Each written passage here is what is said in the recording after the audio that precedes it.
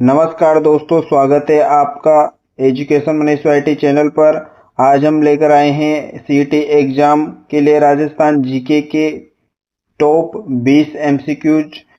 ये प्रश्न आपके एग्जाम के लिए काफ़ी महत्वपूर्ण होने वाले हैं दोस्तों।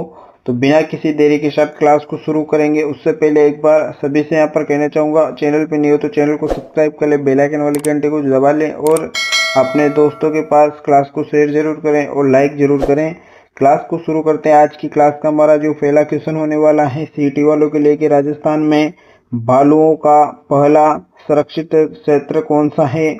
सुंदा माता संरक्षित क्षेत्र, शाकंभरी, गोगेला या रोटू। तो इसका यहाँ पर सही जवाब किसके साथ होगा? ए के साथ।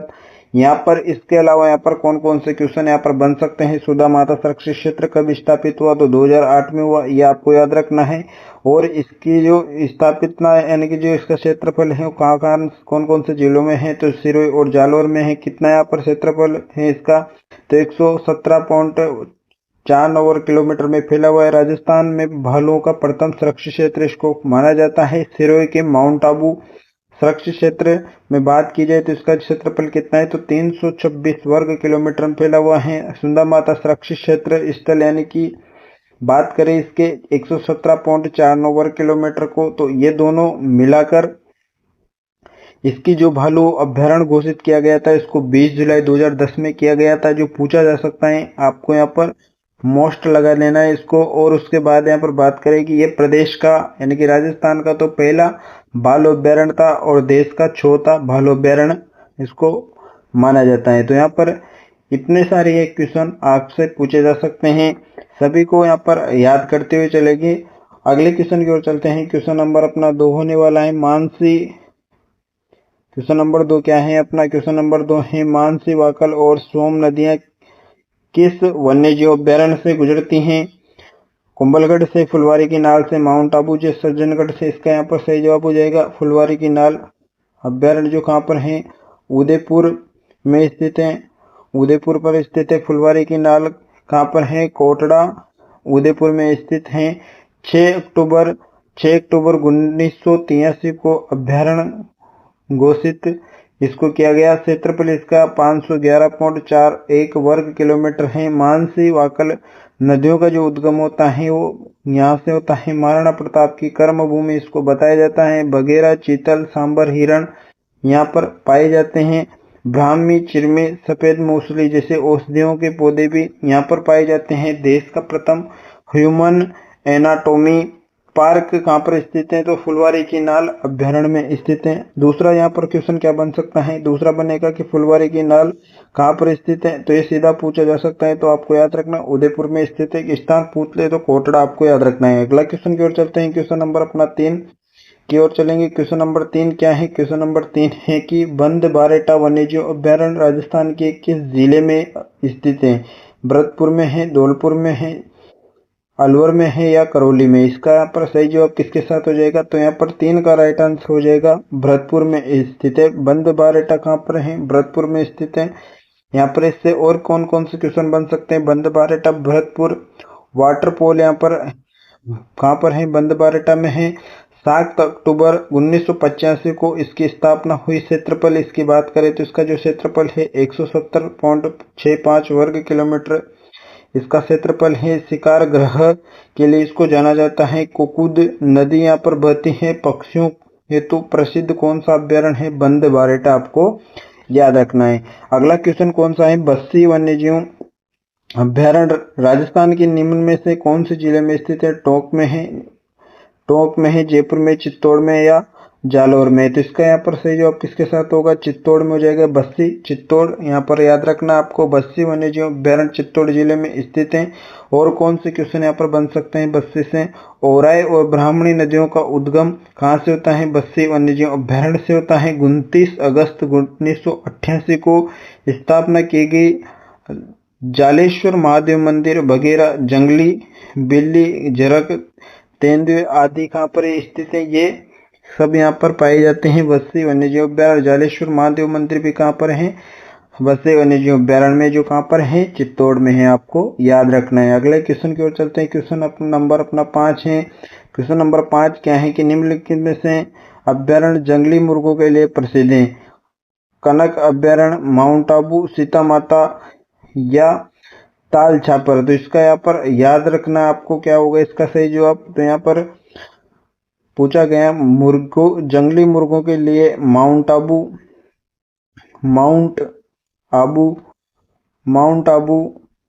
अभ्यारण्य प्रसिद्ध है, जो कहाँ पर है? सिरोही में है। कहाँ पर है? माउंट आबू सिरोही में है। ये जंगली मुर्गों के लिए प्रसिद्ध है। सीता माता कहाँ पर है? सीता माता यहाँ पर चूरू हो जाएगा, ताल छापर चूरू हो जाएगा, जो कहाँ पर है? सीता माता वन्य जीव अभ्यारण्य आपको यहाँ पर हो जाएगा ताल छापर जो है वो हो जाएगा आपका चूरू। ताल छापर वन्य जीव अभ्यारण्य कहाँ हो जाएगा? चूरू हो जाएगा। और सीता माता प्रतापगढ़ आपको याद रखना है, प्रतापगढ़ यहाँ पर हो जाएगा। अगले क्वेश्चन की ओर चलते हैं। क्वेश्चन नंबर यहाँ पर अपना होने वाला है 6। क्वेश्चन नंबर 6 है, साथ के साथ थ्योरी भी करते हुए चलेंगे। राजस्थान के दुर्गों से जो क्वेश्चन किस प्रकार के बन सकते हैं?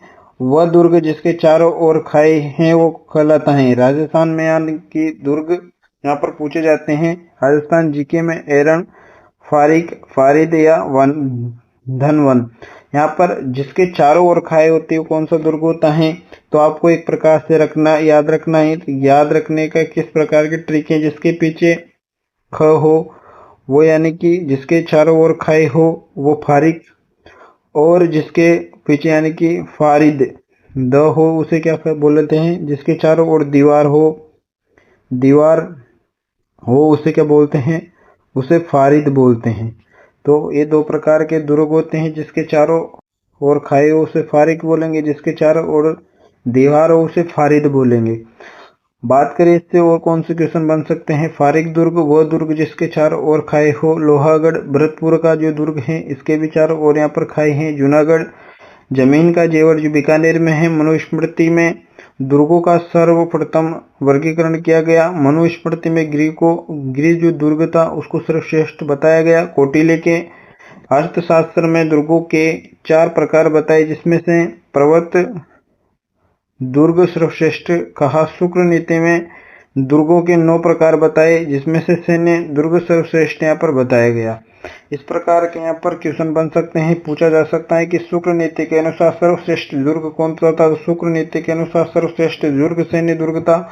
यहाँ पर क्वेश्चन किस प्रकार से बन सकते हैं? कौटिल्य के अर्थशास्त्र दुर्गों के 4 प्रकार के दुर्ग थे, जिसमें से सर्वश्रेष्ठ को दुर्ग कौन सा था? तो यहाँ पर पर्वतीय दुर्ग जो थे वो सर्वश्रेष्ठ दुर्ग बताए थे। तो आपको यहाँ पर इस प्रकार याद रखना है। क्वेश्चन इस प्रकार से घुमा फिरा कर यहाँ पर पूछे जाते हैं। फारिक दुर्ग से तात्पर्य क्या है? तो फारिक दुर्ग से तात्पर्य है जिसके चारों ओर खाई हो। दोस्तों देखिए अभी अपने आप ऊपर वाला किया, दूसरा इस प्रकार से भी पूछा जा सकता है। फारिक दुर्ग जिसके चारों ओर खाई हो का सही जवाब टेप के साथ हो जाएगा। फारिक दुर्ग वह दुर्ग जिसके चारों ओर खाई हो। अपने ऊपर वाला देखा सेम वही यहाँ पर स्टेटमेंट है इसका भी। अगला क्वेश्चन देखेंगे। साथ ही यहाँ पर 8 निम्नलिखित में से कौन सा राजस्थान में जल दुर्ग है? जल दुर्ग यहाँ पर बताना है। जो अचलगढ़, आबू, लोहागढ़, भरतपुर, गागरोन, झालावाड़, चित्तौड़। तो यहाँ पर गागरोन दुर्ग जो एक प्रकार का जल दुर्ग है, कहाँ पर है? झालावाड़ में है।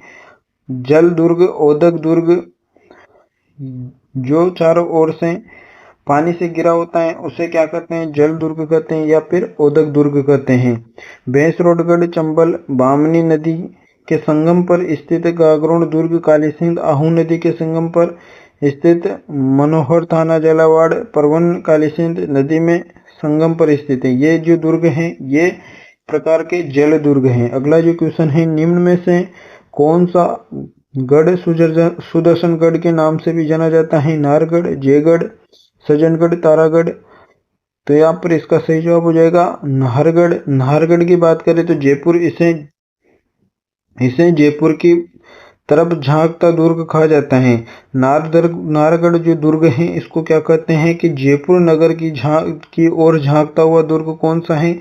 नाहरगढ़ दुर्ग है। इसमें सवाई माधो सिंह द्वितीय ने 9 महलों का निर्माण करवाया। तो पूछा जा सकता है कौन से दुर्ग पर एक जैसे 9 महल बने हुए हैं? तो वो हो जाएगा नाहरगढ़।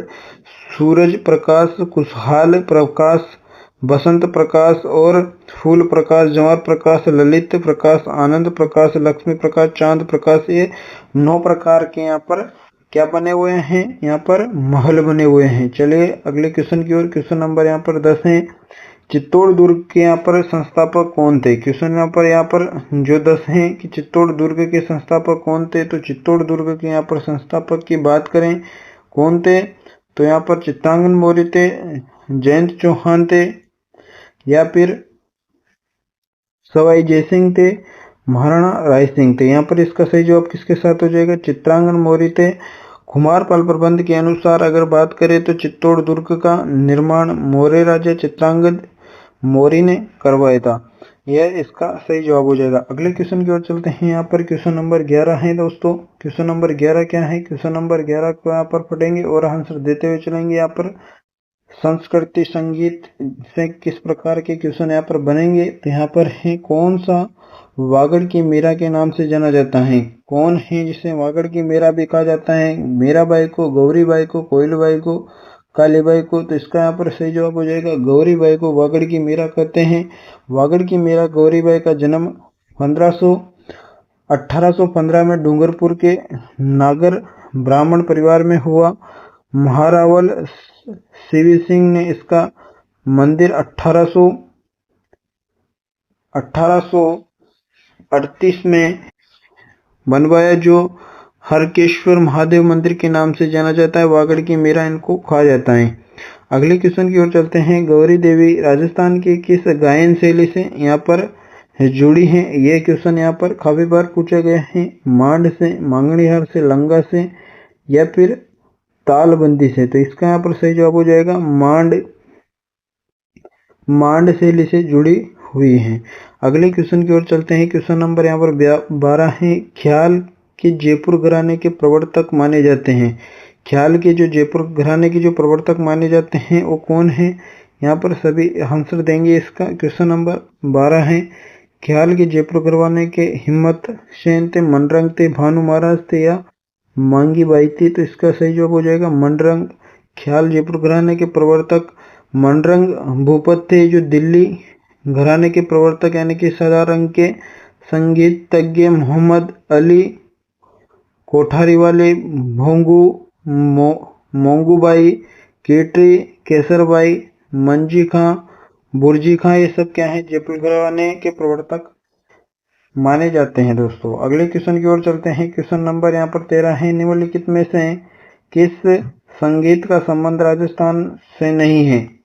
कौन सा संगीत है जिसका संबंध राजस्थान से नहीं है? बाउल का, मांगणियार का, भोपा का, लंगा का? इसका सही जवाब बाउल एक के साथ हो जाएगा। मांगणियार यानी कि बात करें मांगणियार की, तो मांगणियार जैसलमेर, बाड़मेर, मुख्यतः पश्चिमी राजस्थान कमाईचा तत्व वाद्य यंत्र बजाती हैं। भोपा गुजर भगड़ावत कथा देवनारायण जी की फड़ में जंत्र वाद्य यंत्र का प्रयोग होता है। फापूजी रामदेव जी के भोपे रावण हत्ता वाद्य यंत्र बजाते हैं। लंगा सुरिंदा सुरला सतारा वाद्य यंत्र तारों यानी कि यंत्रों का प्रयोग करते हैं। वाद्य यंत्रों का यहाँ पर प्रयोग किया जाता है।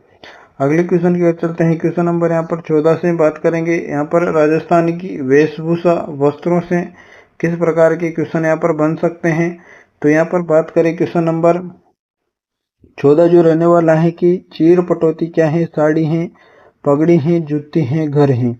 एक प्रकार की साड़ी का प्रकार है। साड़ी के अगर इसमें क्वेश्चन बनता है कि साड़ियों के विभिन्न नाम, तो किस प्रकार के यहाँ पर क्वेश्चन बन सकते हैं? चीर पटोती क्या है? पट, वसन, दुकुल, चोल, निचोल, चोर से प्रमुख ये क्या है? साड़ियों के प्रकार हैं। इतने यहाँ पर इनसे क्वेश्चन पूछे जा सकते हैं डायरेक्टली कि निचोल क्या है, चोरसो क्या है, दुकुल क्या है, पट वसन क्या है? ये सब साड़ियों के प्रकार हैं। कसुमल रंग का अर्थ क्या है? लाल रंग है, काला, नीला या पीला? तो कसुमल रंग का अर्थ यहाँ पर लाल रंग हो जाएगा। लाल रंग की बात करें तो कसुमल लाल रंग कहा जाता है। मारू थारे देश में उपजे 3 रत्न, एक ढोला, दूजी मरवण, तीजो कसुमल रंग। कसुमल अर्थात लाल, हरताल यानी कि पीला रंग, और हिंगलू यानी कि गेरुआ रंग। इस प्रकार से पूछा जा सकता है कि हिंगलू किस प्रकार का कहा जाता था। हरताल क्या था? पीले रंग को हरताल और हिंगलू को गेरुआ रंग। अगला क्वेश्चन क्या है? क्वेश्चन नंबर यहाँ पर 16 है कि राजस्थान में आदिवासी महिलाओं में कटकी परिधान पहनता है। कौन पहनता है कटकी परिधान की अगर बात करें? विवाहित महिला, आदिवासी महिलाएं या विधवा महिला, इनमें से कोई नहीं। तो यहाँ पर हो जाएगा इसका सही जवाब बी के साथ, विवाहित महिला के साथ हो जाएगा, अविवाहित महिला के साथ हो जाएगा, ना कि आदिवासी। यहाँ पर मैंने आदिवासी पढ़ा था, इसका यहाँ पर हो जाएगा अविवाहित। तो इसका हो जाएगा कि पावली भात ओढ़नी कटकी अविवाहित महिला परिधान हो जाएगा। राजस्थान यानी कि ताराबाद की ओढ़नी पहना वह किससे में प्रचलित है? तो आदिवासी महिलाओं में प्रचलित है। इसकी जमीन भूरी एवं लाल रंग की होती है। इसमें किनारों पर छोर कला एवं तारों जैसा षटकोणीय आकृति में दिखाई देती हैं। आदिवासी महिलाओं में लोकप्रिय होती हैं। चलेगा अगले क्वेश्चन के, केरी बात की ओढ़नी किस जाति की स्त्रियों में लोकप्रिय है? तो ये भी आदिवासियों में। इसका हो जाएगा सही जवाब। अगला क्वेश्चन है क्वेश्चन नंबर यहाँ पर 19 है, कटारी भात से आते हैं। कटारी भात से क्या आते हैं? तो कटारी भात जो है वो एक प्रकार का वस्त्र होता है। बात करें आदिवासियों में वस्त्र, नादना प्राचीन वस्त्र होता है। शाहपुरा, कटकी, बावली भात, यहाँ पर तारा भात, कटारी भात, लहर भात, ज्वार भात, केरी भात, लुगड़ा, रेनसाई, फड़का, ये सब क्या है? वस्त्रों के प्रकार हैं। अगला जो लास्ट क्वेश्चन है आज का हमारा, अटपटी, अमरसाई, उदयसाई और शिवसाई क्या है? पगड़ियों के प्रकार हैं दोस्तों। तो कैसी लगी क्लास कमेंट में जरूर बताएं, और यहाँ पर थ्योरी के साथ साथ आपको पढ़ने में कैसा लगा, साथ ही क्लास को अच्छे से देखिएगा। बहुत ही महत्वपूर्ण ऐसे क्वेश्चन बन सकते हैं। मिलते हैं नेक्स्ट क्लास के साथ, तब तक के लिए धन्यवाद।